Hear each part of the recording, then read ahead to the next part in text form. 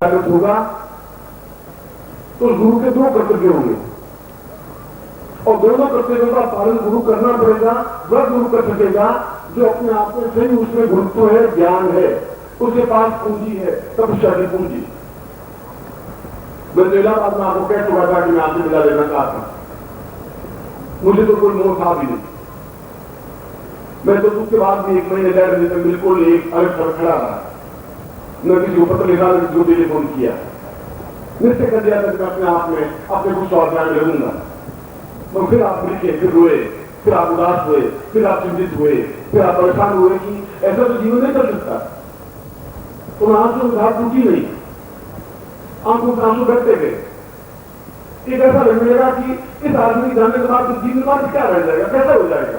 अभी तो होता है बात तो ही नहीं, बीच में कैसे छोड़ के चला जाएगा। जो आपके मन में कल्पना आई वो मेरे मन में भी आएगा।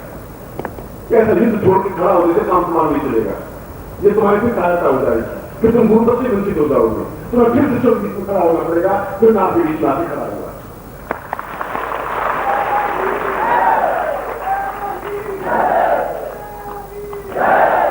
और इसीलिए यहां पर उन सभी शिष्यों से जोड़ने के लिए मैं आया, उन शिष्यों को आवाज देने के लिए आया हूं जो इससे पहले मुझसे नहीं जुड़े थे, नहीं जुड़ पाए, नहीं पता पड़ा, पता ही नहीं पड़ा कि मेरा सही गुरु कौन। कोई जरूर नहीं है, शादी होने से पहले पता नहीं चलता कि किसके साथ मेरी शादी होगी। पर लड़की तो भटकती रहती है, लड़का भटकता रहता है, एक जगह देखता, 2 जगह देखता, 3 जगह देखता, 20 जगह देखता है, कोई माइंड जमता ही नहीं। और इसमें एक जगह ऐसी आती है जहां जुड़ जाती है क्रिया, और जुड़ जाने की क्रिया अपने आप में पूर्णता एक हो जाने की क्रिया होती है। उस एक हो जाने की क्रिया को दीक्षा कहा गया। और फिर प्रश्न होता है क्या एक बार दीक्षा लेने से सब कुछ हो जाएगा? क्या मेरा उत्तर है कि क्या एक बार करके बर्तन मांगने से जिंदगी और बर्तन साफ हो रहेगी? क्या एक बार कुर्ता पहनने से पूरी जिंदगी में कुर्ता बना रहेगा? क्या एक बार भोजन करने से पूरा जीवन चल जाएगा? क्या एक बार दर्पण को मुंह देख लेने से पूरा दर्पण जिंदगी में काम करता रहेगा? नहीं, बार बार हमें दर्पण को साफ करना पड़ेगा, बार बार जीवन को समझना पड़ेगा, जितना अंधकार है दूर करवाना पड़ेगा। और इसीलिए लोगों ने कीर्तन और भजन के माध्यम से संदेश दिया है। पर हमारी संस्कृति उससे भी पुरानी है, तुलसीदास से भी पुरानी है, सूर से भी पुरानी है, मीरा से भी पुरानी है, चैतन्य महाप्रभु से भी पुरानी है, राम से भी पुरानी है, कृष्ण से भी पुरानी है, वैदिक काल तक है। आर्यों ने पंजाब में सिद्धि तुम्हारे पहली बार जन्म लिया, पहली बार मनु बने, मनुष्य बने, पहले उन्होंने ज्ञान की रचना दी, पूरे संसार को संदेश दिया, वेदों की रचना की, पुराणों की रचना की, उपनिषदों की रचना की। और उसमें एक ही बात पूरे चारों वेदों का, पुराणों का, उपनिषदों का एक ही निचोड़ था कि हर बार दीक्षा लेनी पड़ेगी, हर बार गुरु स्थापन करना पड़ेगा, हर बार उनसे दीक्षा लेनी पड़ेगी, उस गुरु से जुड़ना पड़ेगा। वह गुरु जो जीवित है, जिसके साथ हम बैठ सकते हैं। एक सूखी हुई नदी के बीच में आप स्नान नहीं कर सकते, नदी तो है जिससे गंगा सूख गई और वहां जाके रेत में लौटने से आपकी पवित्रता नहीं बन सकती। आप जी तो गंगा ही, गंगा ने रास्ता बदल दिया। हरिद्वार में आप देखें तो गंगा ने रास्ता बदल दिया 2 किलोमीटर पहले, और 2 किलोमीटर पहले जहां गंगा बैठी थी वहां तो रेत गया, वहां तो हम स्नान नहीं कर पाते। रेत में स्नान करने से पुण्य नहीं मिल सकता, पवित्रता नहीं आ सकती। जहां गंगा बहती है वहां तो उसको डुबकी लगानी पड़ेगी। जहां गुरु होंगे उसके साथ जुड़ना पड़ेगा। तो बहता हुआ पानी, चलता हुआ गुरु, जो हमारे साथ खड़ा होने वाला गुरु, जो हमारा अंधकार को दूर करने वाला गुरु, जो हमें दीक्षा के माध्यम से संस्कार करने वाला गुरु हो। इस भ्रम को मैं मिटाना चाहता था कि किसी गुरु के प्रति हमारी कोई अभिज्ञा नहीं है, कोई निरादर नहीं, कोई अपमान नहीं, उनके प्रति भी उतना ही श्रद्धालु होना है जितना किसी के प्रति होते हैं। मगर जहां भी ज्ञान मिले वहां फिर उनके साथ जुड़ना ही पड़ेगा।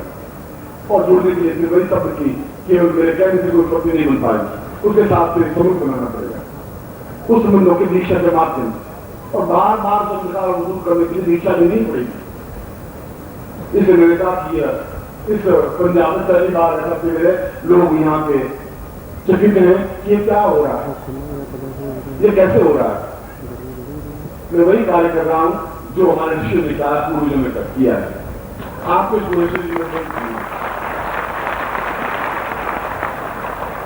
न आप उत्तर प्रदेश से अलग है, न मध्य प्रदेश से अलग है, न केरल से अलग है, न आप दक्षिण से अलग है।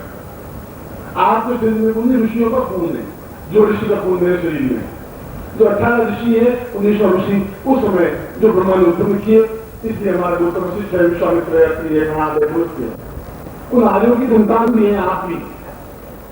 इसलिए मैं वहां से प्रारंभ कर रहा हूं, तीर्थन से प्रारंभ नहीं कर रहा हूं, डॉक्टरिंग से प्रारंभ नहीं कर रहा हूं, बौद्ध काल से प्रारंभ नहीं कर रहा हूं। मैं उस जगह से आपको प्रारंभ कर रहा हूं जहां वेद की रचना हुई, जहां पुराणों की रचना हुई, जहां वेदों में कहा गया। हमें समझना पड़ेगा और उन वेदों की व्याख्या व्यक्त नहीं हो सकती, उनकी धारणा उपनिषदों की व्यक्त नहीं हो सकती। जो मैंने सुखदेव ने, नैमिषारण्य में समस्त ऋषियों को कहा, और उन ऋषियों में गृहस्थ भी थे, सन्यासी भी थे, दोनों ही थे। सुखदेव व्यासपीठ पर बैठे हुए थे, जहां में बैठा हुआ, और उनके पिता नीचे धरती पर बैठे हुए थे, जो 80 साल के थे, सुखदेव 12 साल के थे। और ऋषियों ने कहा, ये तो ग्रंथ परंपरा है, हमारे बाप की पद्धति नहीं है, ये हम क्या कर रहे हैं? उन्होंने कहा कि आयु वृद्धोपि ज्ञान वृद्धोपि, ज्ञान से आदमी बड़ा होता है, आयु से आदमी बड़ा नहीं हो सकता।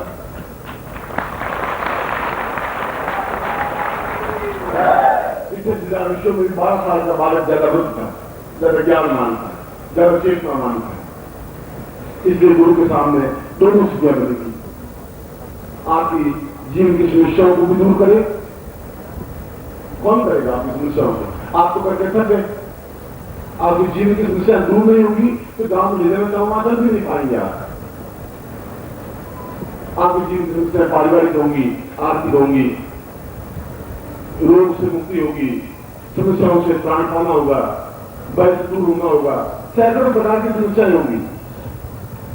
उन समस्याओं को दूर करने के लिए भी हमारे वेदों ने दीक्षा का विधान ही रखा कि गुरु अपने तपस्या का अंश को दे और गुरुदक्षिणा ले, मगर अपने परिवार के, अपने पेट के पालन पोषण के लिए नहीं, उस ज्ञान के विस्तार के लिए दे।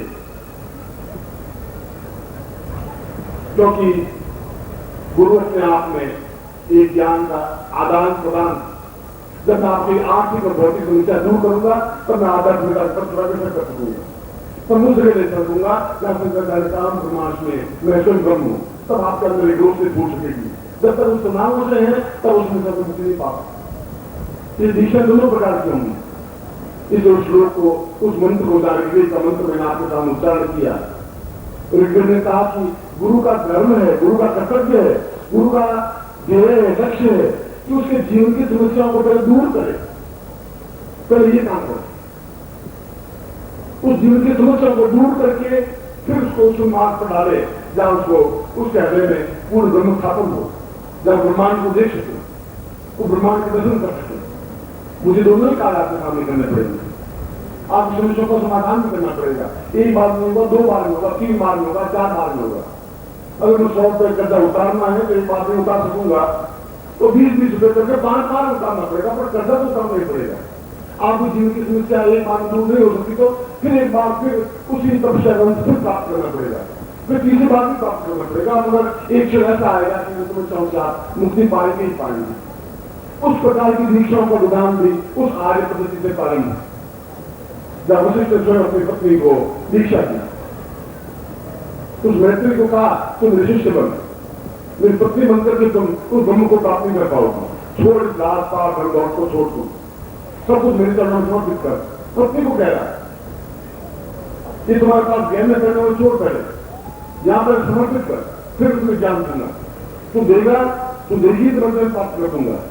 एक प्रधान होगा, एक लक्ष्य बनेगा, एक चिंता भी बनेगी, अपना पूरा व्रत बनेगा। इसलिए शिष्य का कर्तव्य देना, गुरु का कर्तव्य भी देना।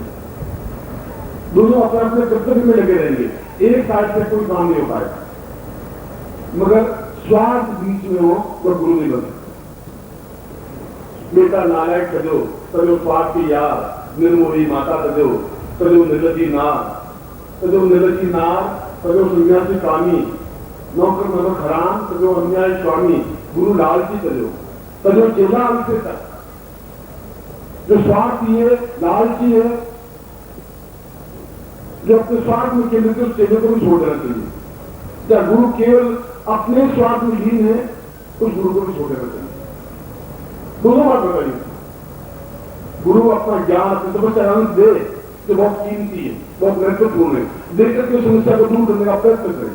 तुम्हारी समस्या दूर नहीं होगी तो तुम उस जगह भी नहीं पहुंच पाओगे जहां पहुंचना चाहूंगा, जहां आपके अंदर रोशनी पैदा हो सकेगी, अपने आप में पूर्ण प्रकाश फैल सकेगा, जहां प्रभु के दर्शन हो सकेंगे, हम पूर्ण ब्रह्मांड को देख सकेंगे, जहां संसार की मुक्ति पालन हो सकेगी। हम ब्रह्माष्टमी तो पागल नहीं था। उसने कहा कि ये सुनने से काम नहीं चलेगा। उसने कहा कि उस बुद्ध के उपदेशों से मेरा काम नहीं चल सकता, मैं तो स्वयं पूरा ब्रह्मांड स्थापन करना चाहता हूं इस गुरु शिष्यों के हृदय अंदर, और ये बता देना चाहता हूं तुम खुद ब्रह्मांड हो, हम ब्रह्मांड में बात देखने की जरूरत नहीं। पूरा ब्रह्म, पूरा ब्रह्मांड, पूरा विश्व, समस्त विश्व ही है, पूरा ब्रह्मांड, सूर्य चंद्र नक्षत्र तारे ग्रह नक्षत्र मेरे अंदर है, वो वहां से ले जाएगा कौन? और वहां ले जाने के लिए भी वेद में साफ साफ कहा है कि गुरु समर्थ गुरु, चैतन्य गुरु, जीवित गुरु। मरा हुआ देश यदि शांत हो गया, शरीर तो आसान से जिए था, एक दिन मेरा शरीर भी शांत होगा, फिर कोई नया गुरु स्थापन होगा, फिर आपको ज्ञान देगा, फिर आपको चेतना देगा, मगर उससे पहले ही आप उस जगह पहुंच जाए जहां मैं आपको पहुंचना चाहता हूं, फिर गुरु की जरूरत रहेगी नहीं, फिर आपको जरूरत नहीं।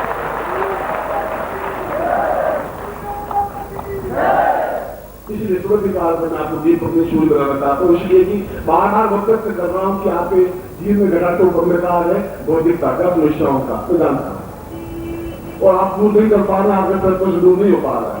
इसलिए वहां पर भी दीक्षाओं का विधान है, चाहे संतान के लिए हो, चाहे धन के लिए हो, चाहे व्यापार के लिए हो, वो भी उतना ही जरूरी है, हमारे जीवन में जरूरी है।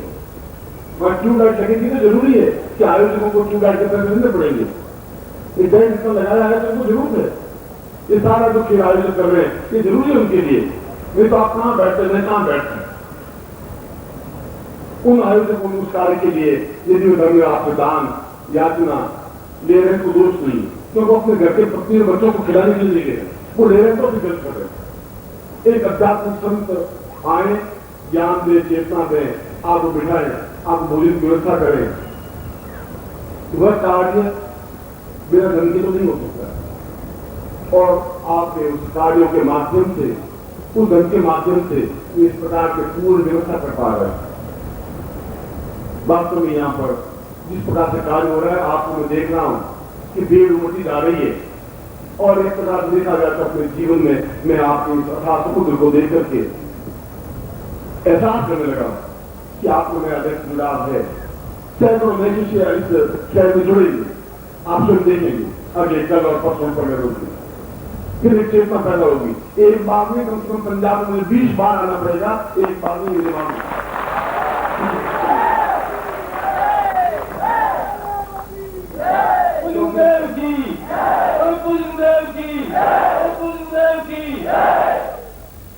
सुबह के बाद में भी 6 प्रस्ताव मेरे सामने आते हैं कि आपको ये फिर एक बार फिर लगाना है। ये तो केवल 15 दिन की तैयारी है हमारी, 15 दिन में हम क्या कर पाते हैं? ये तो प्रभु का निमित्त है, प्रभु जहां बुलाएगा वहां मुझे जाना पड़ेगा, जहां शिष्यों का योग के वहां पहुंचना पड़ेगा।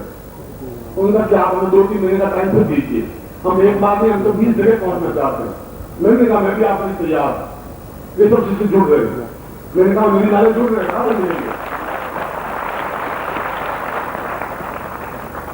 इसलिए आपसे मेरे बीच में एक संबंध बनाना चाहिए दीक्षाओं के माध्यम से। मेरी ड्यूटी है आपकी समस्या को दूर करूं उन दीक्षाओं के माध्यम से। केवल एक ही रास्ता हमारे पास होता है, मेरे पास देने के लिए केवल ज्ञान और दीक्षा है, अपनी तपस्या दान से, अपनी तपस्या।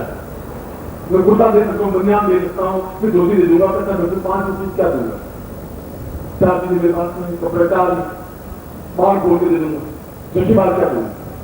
मैं मेरे उस साधना अंत नहीं आ पाएगा, वो तपस्या अंत नहीं आ पाएगा। वह मैं आपको दूंगा और बनिए को दूंगा और बनिया हमें चीज दे देगा, मैं आपको दूंगा और उस कार्य के लिए जिससे कि आप टेंट प्रत्याशा में रख सके, फिर जालंधर में रख सके, फिर दूसरी जगह में रख सके, फिर रोज से और निकल सके, फिर आप आ सके। एक बार भी हम ऐसा नहीं कर पाएंगे तो फिर कैसे हो पाएगा? ओम परम तत्वाय नारायणाय गुरुभ्यो नमः। ओम ह्रीं मम प्राण देह रोम प्रतिरोम चैतन्य जाग्रय ह्रीं ओम नमः। ओम भूर्भुवः स्वः तत्सवितुर्वरेण्यं भर्गो देवस्य धीमहि धियो यो नः प्रचोदयात्।